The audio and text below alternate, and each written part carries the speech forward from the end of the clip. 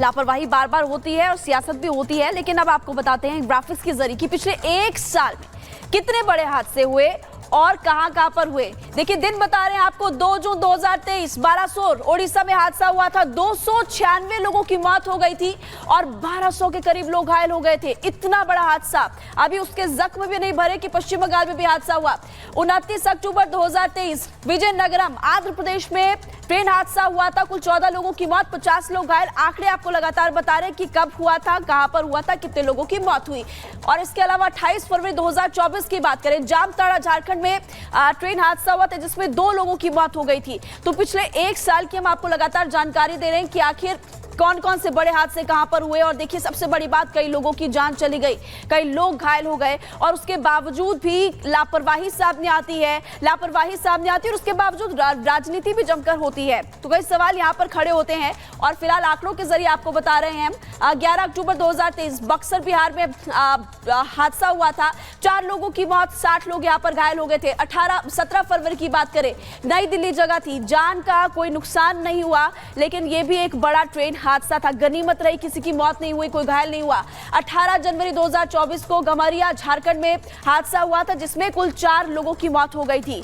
तो इसलिए आप देख सकते हैं, अंदाजा लगा सकते हैं, 2 जून 2024 को आप देख लीजिए, फतेहगढ़ साहिब पंजाब में हादसा हुआ जिसमें 2 लोगों की मौत हुई थी। और लगातार आपको बता रहे हैं कि पिछले एक साल में कहां पर बड़े हादसे हुए हैं और ऐसे में मौत का आंकड़ा भी बढ़ते हुए नजर आया। लेकिन इन हादसों में हमने देखा कि लापरवाही भी सामने आई थी। तो देखिए फिर से ट्रेन हादसा, अभी तक सबक नहीं सीखा, एक बार फिर से लापरवाही। सिग्नल नहीं मिला था, सिग्नल ना मिलना और एक बड़ा हादसा होना कई सवाल यहां पर खड़े करता है। लेकिन पश्चिम बंगाल में जो हादसा हुआ उसमें अभी जमकर राजनीति हो रही है, जिसको लेकर कई सवाल खड़े होते हैं।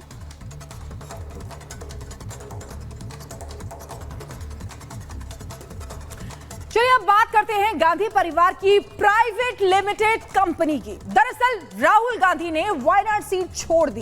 कांग्रेस अध्यक्ष के साथ बैठक के बाद यह फैसला किया गया। वायनाड सीट से अब प्रियंका गांधी वाड्रा चुनाव लड़ेंगी, यानी प्रियंका पहली बार किसी सीट से चुनाव लड़ने जा रही हैं। उनका डेब्यू होने जा रहा है। राहुल गांधी और खड़गे ने प्रियंका के चुनाव लड़ने का ऐलान किया।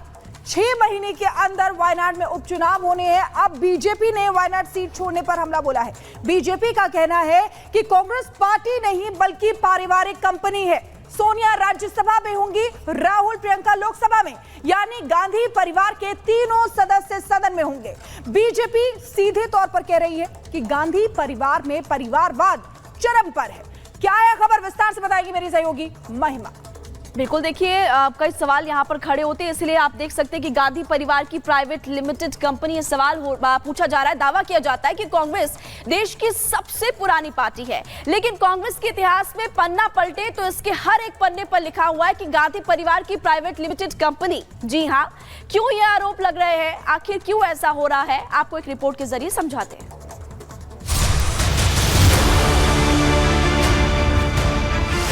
उत्तर छोड़कर दक्षिण गए कांग्रेस नेता राहुल गांधी ने फिर से उत्तर दिशा का रुख कर लिया है, यानी वो अब रायबरेली सीट पर ही जमे रहेंगे और संसद में रायबरेली के सांसद के तौर पर प्रतिनिधित्व करेंगे। कई दिनों की माथापच्ची के बाद कांग्रेस अध्यक्ष मल्लिकार्जुन खड़गे ने मीडिया के सामने विधिवत ये ऐलान कर दिया। साथ ही ये साफ कर दिया कि अब वायनाड की खाली सीट पर कांग्रेस नेता प्रियंका गांधी उपचुनाव लड़ेंगी। हालांकि कांग्रेस ने यह फैसला किस आधार पर लिया, इसका राजनीतिक विश्लेषण तो होता रहेगा, लेकिन कांग्रेस की तरफ से जैसे ही इस फैसले का ऐलान हुआ, कांग्रेस में गांधी परिवार की भूमिका पर एक बार फिर बीजेपी नेताओं ने निशाना साधना शुरू कर दिया। बीजेपी नेता शहजाद पूनावाला जहां कांग्रेस के इस फैसले को सीधे परिवारवाद से जोड़ रहे हैं, तो वहीं दूसरी तरफ दूसरे नेता राहुल गांधी के इस फैसले को सीधे वायनाड की जनता से धोखा बता रहे हैं। कांग्रेस कोई पार्टी नहीं, एक पारिवारिक कंपनी है, ये तो आज सिद्ध हो गया। माताजी राज्यसभा में होंगी, बेटा जी लोकसभा की एक सीट से होंगे और प्रियंका जी को लोकसभा की दूसरी सीट से, मतलब तीनों सदस्य सदन में होंगे। ये तो परिवारवाद का एक परिचय है ही। तब राहुल गांधी वायनाड से भागे, अच्छा है, प्रियंका गांधी लड़े, शुभकामनाएं। हालांकि चुनाव आसान नहीं होगा उनके लिए, क्योंकि हम भी पूरी ताकत से लड़ेंगे, कम्युनिस्ट भी लड़ेगी, हल्की मुस्लिम लीग का सपोर्ट तो उन्हीं को रहेगा। लेकिन अगर जीत गई गलती से तो लोकसभा बड़ा इंटरेस्टिंग होगा, क्योंकि किस इंटेंशन से उनको लड़वाया गया है। और लोकसभा में भाई बहन के बीच में कंपटीशन होगा, स्पर्धा होगी, ज्यादा नकारा कौन है। हालांकि लंबे वक्त से सियासत में अपनी लॉन्चिंग का इंतजार कर रही प्रियंका गांधी को कांग्रेस ने वायनाड सीट से उपचुनाव लड़ाने का फैसला क्यों लिया, इसके पीछे का तर्क राजनीति में रुचि रखने वाले बच्चे के लिए भी समझना मुश्किल नहीं है। लेकिन सबसे बड़ा सवाल ये है कि उत्तर से लेकर दक्षिण के रास्ते सदन में 2 सांसदों की एंट्री का भविष्य में कांग्रेस में अंदरूनी क्या प्रभाव पड़ेगा। क्या ये जोड़ी पहले की तरह एक टीम की तरह काम करती रहेगी, या ये जोड़ी एक से भले 2 बन जाएगी, क्योंकि पहले भी ये मांग उठती रही है कि कांग्रेस की कमान प्रियंका के हाथों में दी जाए, और ये बात पूर्व कांग्रेसी रहे आचार्य प्रमोद कृष्णम भी मानते हैं। पार्लियामेंट का टिकट देना कोई बड़ी बात थोड़ी है। प्रियंका गांधी को कांग्रेस का चेहरा बनाना चाहिए, प्रियंका गांधी को कांग्रेस का अध्यक्ष बनाना चाहिए। कांग्रेस के कार्यकर्ता ये चाहते हैं कि राहुल गांधी जी की बजाय प्रियंका गांधी को आगे लाया जाए।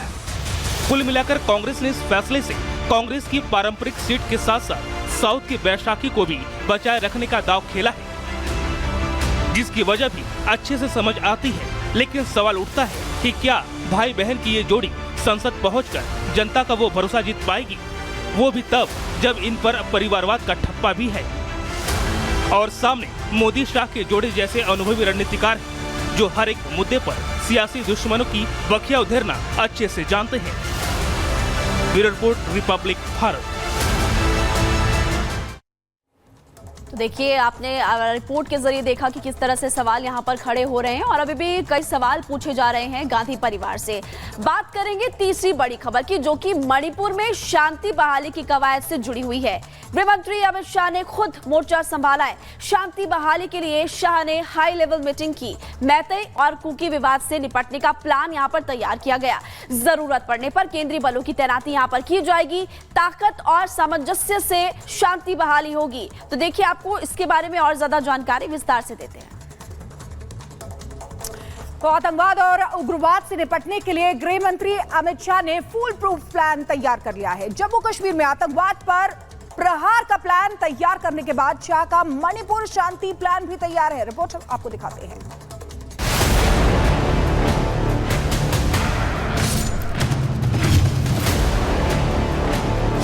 एक्शन मोड में गृह मंत्री, मणिपुर पर हाई लेवल मीटिंग।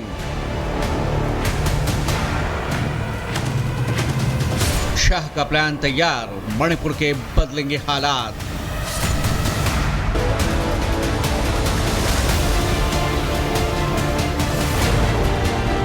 मणिपुर में 3 मई 2023 को जो जातीय हिंसा भड़की थी, उसके बाद से हिंसक घटनाओं की खबरें मणिपुर से लगातार आ रही हैं। हालात ये हैं कि हिंसा में अब तक 200 से ज्यादा लोग मारे जा चुके हैं और 1 साल से भी ज्यादा समय से मणिपुर के लोग शांति की बाट जोह रहे हैं।